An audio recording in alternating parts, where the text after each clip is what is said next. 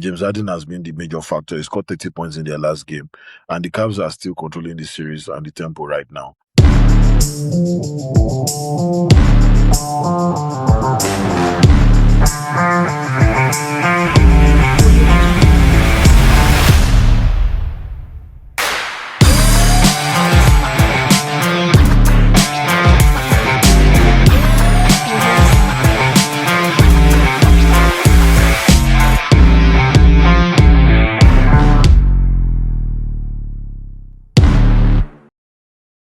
Hello, good evening. This is Taiwan Ajobi, your host on known as Maple Sports.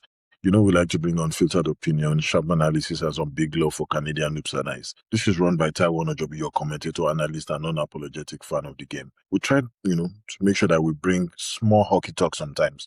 But today we're going to be focusing a bit more on the NBA.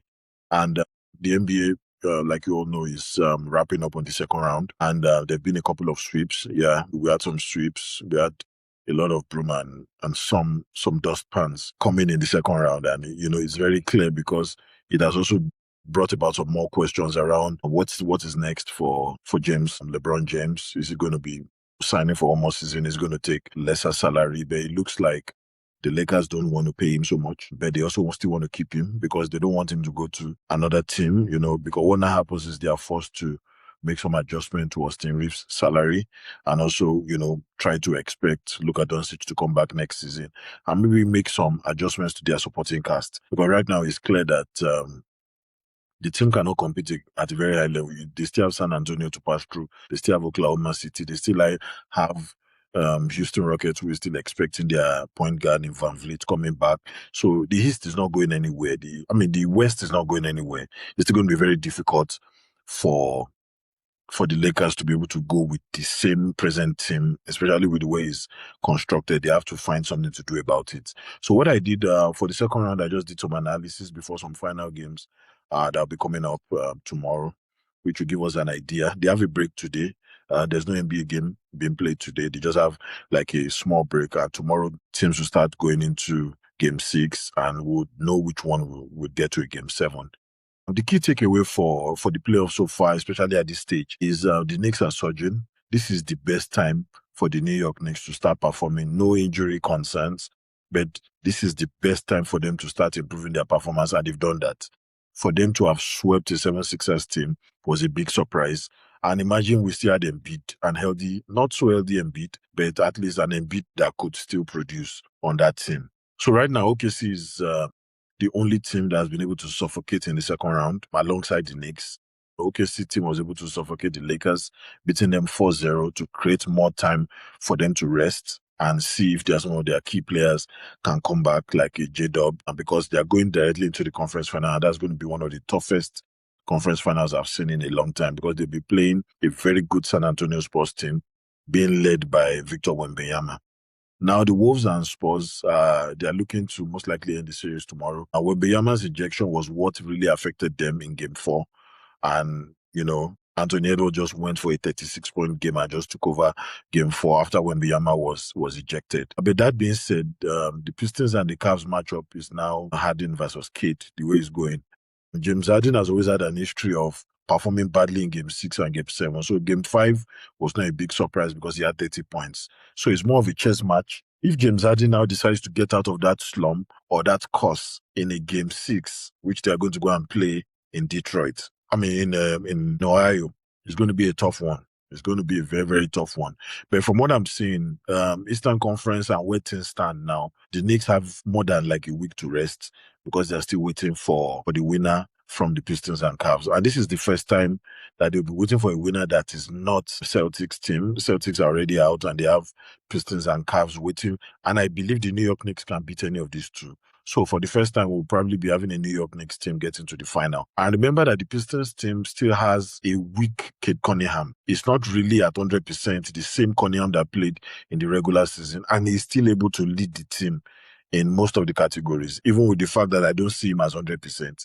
Because coming back from a collapsed lungs, it's not so easy. Even with the medications he still has to take to be able to get it going. You will notice that he had some turnovers in their last match. Those turnovers were a bit higher than the usual. It also shows that If Kate Cunningham is not playing at 110%, every other person, secondary scoring is not coming up. I'm not seeing the best of Duren that I saw in the regular season. So that is the weakness I'm seeing with the Pistons.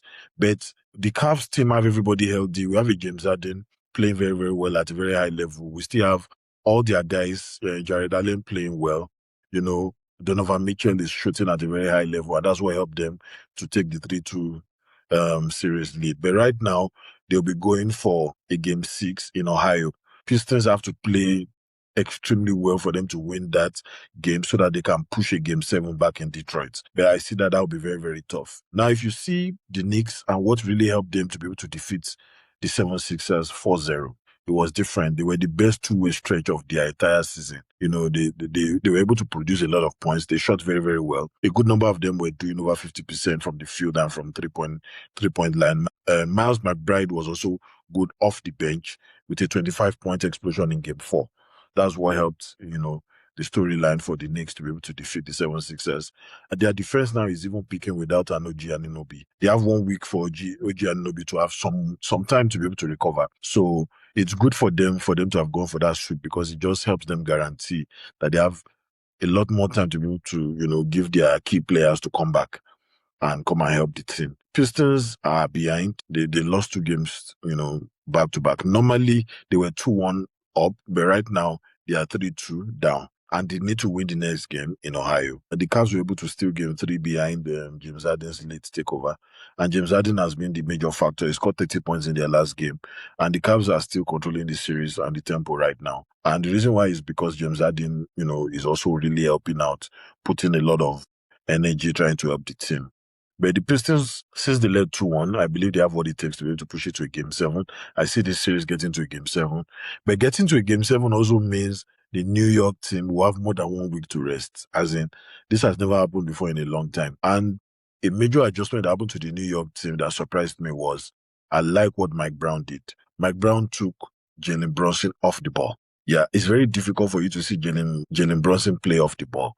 But he was bold enough to take him off the ball. And that's why Mike Brown, to me, is coach of the year, because what he did was different. That boldness to allow a Karl Anthony Towns to drive the ball a bit more than the usual is a very, very bold step. And it also gives Jalen Brunson a bit of time to rest and be more effective for the team. Because right now, as presently constructed, if Jalen Brunson is hot, the team still suffers. So for you to reduce stress on the player and reduce the number of fouls that he will probably concede, because a lot of players are always on him. 90% of the time, he's always ball dominant, even before Mike Brown came. But right now, they are playing him off the ball, and he's more effective. He's shooting at a better rate, and they're able to direct a lot of traffic off him. So now he's shooting much better. And I like the way the team is presently constructed. For the East storyline, I believe that the Knicks look like a most complete team right now. In the East, they don't have anything in their way. They should be able to go ahead and get it done. The Cavs veteran, Arden and Tobias Harris on the Pistons side are very, very good additions to the team, helping the key guys. And Jaden Ivey, is playing well. Kate Cunningham playing well, and they are defining the matchup. But I need Durant to do a bit more, because what they need to do now is win their next match and take it to a game 7 so that Durant can have the opportunity to show himself. These are the opportunities for you to show that you are built for the finals. We need Durant to step up and at least be a secondary scorer. Right now, there's a lot of pressure on Kate Cunningham. And Kate Cunningham, remember, is just coming back from a collapsed lungs illness towards the end of the season. And even when he went on his collapsed lung sickness, the team was still able to grind out a lot of wins. They still won a lot of games, even for them to be able to cement their number 1 position in the Eastern Conference. So Cleveland is undefeated at home this postseason. That's another good one. Now, Detroit has to make sure that changes, because now they are going to play game 6 in Cleveland, Ohio. They need to win that game to be able to force a game 7 in Houston. So Detroit's depth is still the advantage, but Harden has been having some clutch shot making. He's been not too far away from the line. He's had some good free throws, and that's because he's more aggressive. The more aggressive you are, the more free throws you're able to get to keep your team alive. On the Western Conference, is a different ballgame entirely.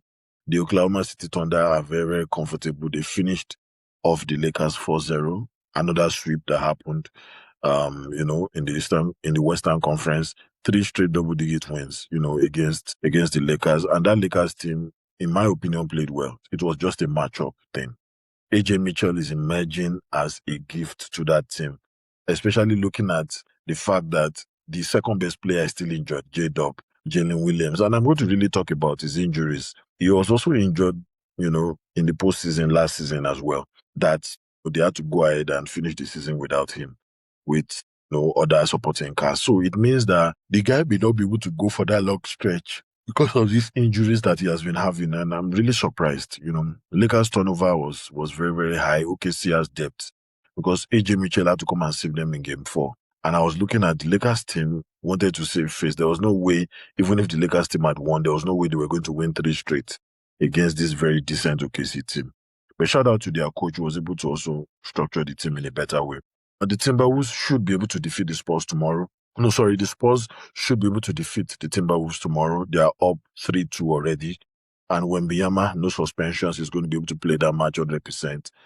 They capitalized on game 4 when Wembanyama was ejected and Anthony Edwards scored 36 points and went ahead and won that match. But I don't see that happening now because that made the team very volatile. What they just need to do is keep Wembanyama healthy, keep him well built so that he's not ejected and less fouls.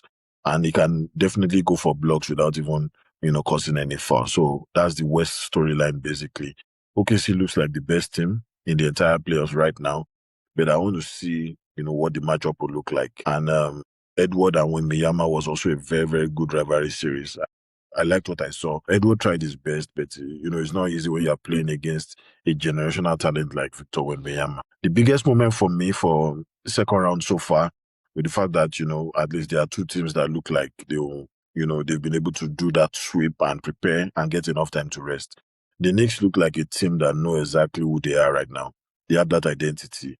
Their defense is suffocating and Brunson is in full command. Even though he's playing slightly off the ball, but it shows that they have a cast now, a supporting cast that can win. They have no injury concerns again. And they have a good coach that is able to also help Brunson stay a bit more fresh for the next round, which is the conference final. Wembanyama is most likely going to be able to lead the Spurs to the first conference final in as long as, I can't even remember the last time I saw the San Antonio Spurs in the conference final. It's been a long time. They've gone through that rebuilding, but right now, they are now reaping the fruits of those years when they didn't have any talent. And that was because they had a lot of their top talents retire almost at the same time. So right now, I most likely see Wembanyama taking over the last game so that at least he can have, maybe 1 or 2 days to rest instead of pushing it to a game 7. Have 1 or 2 days to rest, then they can now start their conference final against the Oklahoma City Thunder. James Harden is also a very important factor, especially his performance in fourth quarter. Is a very important factor in the Pistons-Cavs matchup because if they are going to be able to get to the conference final, then the Pistons have to play lights out and defeat the Cleveland team in Cleveland, Ohio tomorrow. That's going to be a tough one, but they just have to do that to even show that they want to play in the conference final. AJ Mitchell has really, really evolved. And the funniest thing is they've paid Jalen Williams a lot of money. They paid him so well. And right now, AJ Mitchell is the one saving their entire season.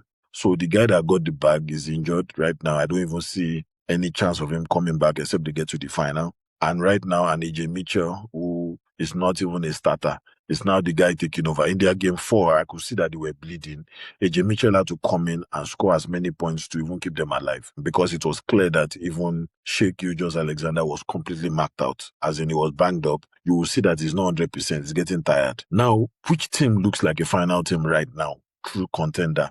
In tier 1, we only have the Thunder and the Knicks. Those are the 2 teams that I see that are true title energy right now. They have a very healthy squad. They swept teams in the second round and they have what it takes. And they are also winning with convincing margin. OKC was defeating Lakers in their first 3 matches by double digits. The Knicks they were also doing that comfortably. Now in the tier 2, they are dangerous teams, but they are kind of flawed. We have the Pistons, the Cavs, and the Spurs. Now the Spurs if Wembanyama is injured, the team looks very ordinary. But Wembanyama is also prone to a lot of injuries, so they have to be a bit deliberate about trying to keep him healthy. So that's why I call them dangerous but flawed. So those are the 3 teams. Timberwolves, in my opinion, are already out by tomorrow because the Spurs should be able to make it very easy for them to go out. So what matters next, or what matters most in the East, is the game 6 that is going to be played in Cleveland, Ohio. Cleveland has not lost at home, so Pistons have to change their narrative to be able to at least get a game 7 being played in Detroit. The Knicks get a lot of rest. That's a huge advantage. It can be a disadvantage sometimes, but for their injured OG Anunoby, he has 1 week to be able to still come back and help the team. And the thing is, even when he was injured, they played well without him. So I'm not really worried about that. In the West, everybody's looking at the Wolves and Spurs game. The Spurs should be able to get it done tomorrow. If not, they get to a game 7 and they give Oklahoma City more time to rest. And we don't want that to happen. So that's more of a wrap up of the second round as we prepare for the conference finals. I like to say we've been able to bring some unfiltered opinions, sharp analysis, and big love for Canadian hoops and ice. And I was able to break this down in the most optimistic way without any drama, unapologetic, fan of the game. Now today is a good day. Take a chance. Want more, stay amazing and just make a difference. Thank you for staying till the end and God bless.